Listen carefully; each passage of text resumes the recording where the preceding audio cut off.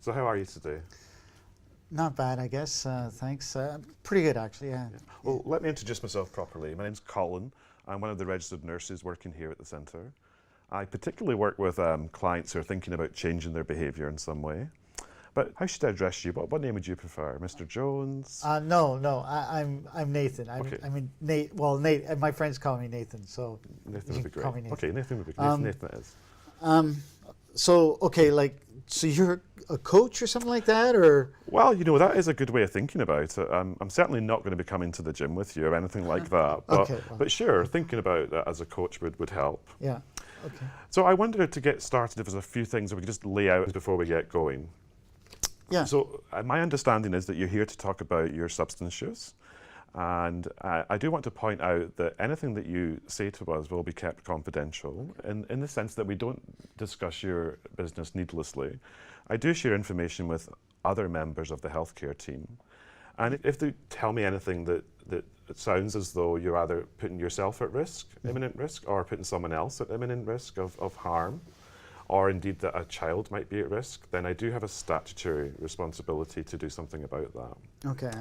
Is there anything that I've said so far that you want to ask about? No, I understand. It sounds good. I mean, I understand. So yeah. Well, there are some specific questions that we ask of everyone when we're doing this first kind of a meeting, Nathan. But before getting to that, I'd like to put that aside and begin just by hearing from you. Like, what brings you here? Well, I've kind of been messing up the last little while, and I've kind of gotten myself into some trouble because of that. Tell me more about that. Well, I'm sorry, I'm a bit nervous. So sure, it's quite understandable to be nervous coming in to talk like this. Yeah. Okay. Well, I've had some job interviews, and I've missed those, and I've really not been too happy with myself the last little while. I'm kind of getting angry really quickly, and people that I love, and like people I normally don't get angry, so it's kind of bothersome. Well. So quite a few things going on for you there then. The idea that you've been getting irritable, you've been hurting people that you love even, and you mentioned also missing some job opportunities or some work opportunities. Well, yeah. Yeah, because I've been kind of partying hard and well, I mean, and my wife gets upset about that, and so. Could you tell me more? You've been partying. Your wife's been getting upset with you.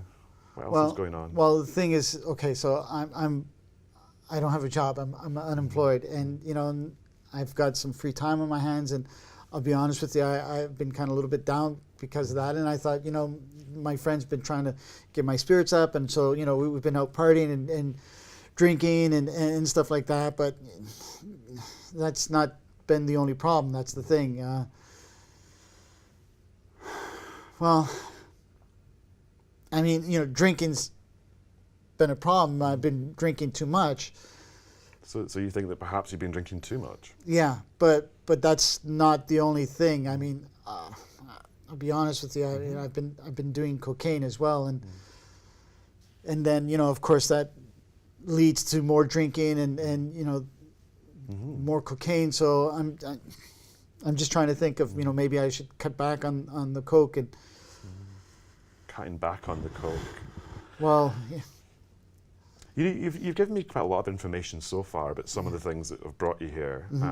You've talked about missing job opportunities. You've talked about getting irritable and noticing your mood being different and even hurting people that you love. You've also mentioned that you've been drinking a bit more, partying a bit more, and also using some cocaine. And I'm wondering, what would it be helpful for you to focus on today, Nathan? What would be good for you to talk about now?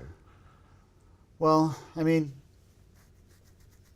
yeah, that's about it. But I guess it'd be kind of like trying to get the coke situation a bit under control, and because it's getting out of control. Out of control? Yeah, I know some people that are worse than me, but Well, thinking about worse, what has been the worst thing that's ever happened to you since you've been, or when you were using coke? There's a lot of things.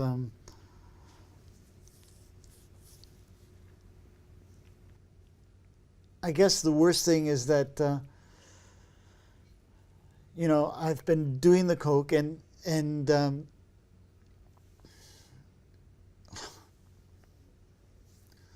well, okay, I'll tell you about this one situation it's kind of scared me a little bit. Is that I've done some coke and some booze and like lots of it, and I remember this one time I was in the car in the back seat, and the driver had done kind of the same thing. He'd done some coke and some booze, and it was pretty scary, and I was really, really high, and he was really high, and we were driving, and it just hit me, and it was scary. So Certainly sounds very scary. yeah, well, I mean, I'll be honest with you. There's been other times that I've kind of woken up the next day, and I don't even know where I was. I mean, and I don't even remember. So not remembering, and that must be scary too, to not remember things. Yeah. I guess not remembering has been, that's definitely scary. And then, being in situations where it's been really dangerous. Sometimes it gets foggy, and this is going to sound kind of silly, but sometimes the only way I can find out what I've actually done is by going to my Facebook and then finding out because other people have been talking about it, or I've seen pictures and stuff like that, and that kind of jogs my memory. And then when I start to see those things, I kind of wish I hadn't done them.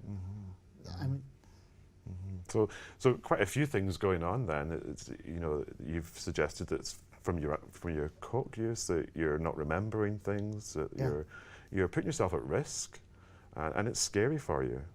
Yeah. Yeah. And I guess because I've been putting other people at risk too. And I love my wife, and I love my family, and my friends. And I don't want to do something that's right. That I'm really going to regret. Your family, your wife, your friends are all really important to you. Very, very important. Thinking about importance, Nathan, how important would it be for you to make changes to your coke use?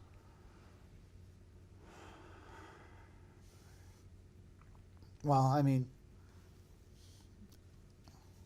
8. I don't know. 8.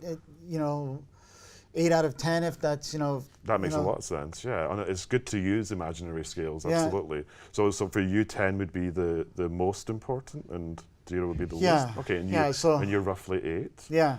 I mean, so it's very important to you then. I wonder why it's an 8 and not, let's say, a 4.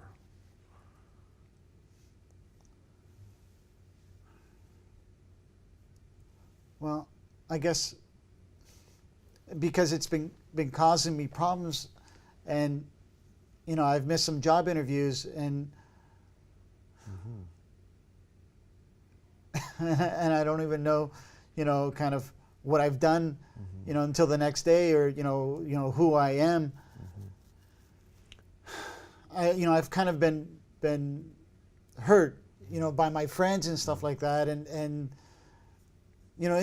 influenced, I guess, in a bad way from them, and and then of course I've been having problems, sleeping and stuff like that, and not getting sleep and sleeping properly, and and then all of that kind of falls back, and it's upsetting my family, and So it sounds like there really are a lot of good reasons for you to think about changing. Yeah. I mean, one of the reasons why I've come here is I'm thinking, because the cocaine, in my mind, the cocaine is the issue, and because it's a vicious cycle with the cocaine and drinking, and I'm hoping that maybe if I can somehow, resolve that, then maybe like I won't be drinking as much. Like I'm okay. I'm not an alcoholic. I mean, and just it's a problem with the cocaine. So. Yeah. And certainly, labels aren't alcoholic. Labels aren't important. What do you know about cocaine and alcohol and how they work? I'll be honest with you. I don't know much. I mean, I've read a few minor things on the internet, but I mean, I get confused about that. And I guess one of the issues that I really wanted to highlight is that when alcohol and cocaine get used together, which is reasonably common for among cocaine users, and what actually happens is that when alcohol and cocaine mix together, they form a third substance, and it actually has some surprising effects. It can stay in your system a whole lot longer, and can also give you a feeling where you don't feel as drunk as you would normally do. And sometimes that means you can drink to excess and not even realize you've done it. Wow. I mean, I didn't even know that. It's surprising. Well, see, the thing is that makes a lot of sense, because that makes more sense, because it explains why I end up spending more money, and and having no alcohol left in the house in the morning and stuff like that. And wow. What else do you make of it? Well, I guess it means that I really need to stop one of them, and it ain't going to be the beer, I guess. So for you, if you were to stop one, it would be the cocaine. It's looking that way. I mean, I guess especially if if the alcohol and the cocaine mix like you say they do, and all that. So thinking about stopping, how confident are you that you actually could stop if you wanted to? You told me earlier it was very important to you, but I wonder how confident you are. Maybe again in an imaginary scale of 1 to 10, where 10 is the most confident, 1 is the least confident. Well, I mean, I'll be honest with you. I'm not that confident about it. I don't know, on a scale of 1 to 10, maybe 4. 4? Maybe 5, 4. I don't know, like, yeah. 4. So they're somewhat confident then. I wonder why it's 4 and let's say not a 1. I'm sure I could stop. I mean, it's just that, there'd be a lot of temptations. When I go with my friends, I mean, a lot of my friends use, but I guess... So a lot of your friends use, and it could be quite tempting, and you're sure you could stop.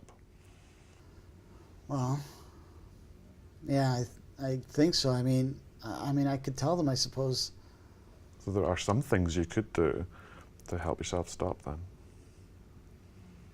Yeah, I guess so. I mean, I can avoid certain bars where I know it's easily available. Right. And these are great ideas, Nathan. You've told me quite a lot this morning so far, and I certainly want to hear more about your own ideas about what would help you to stop.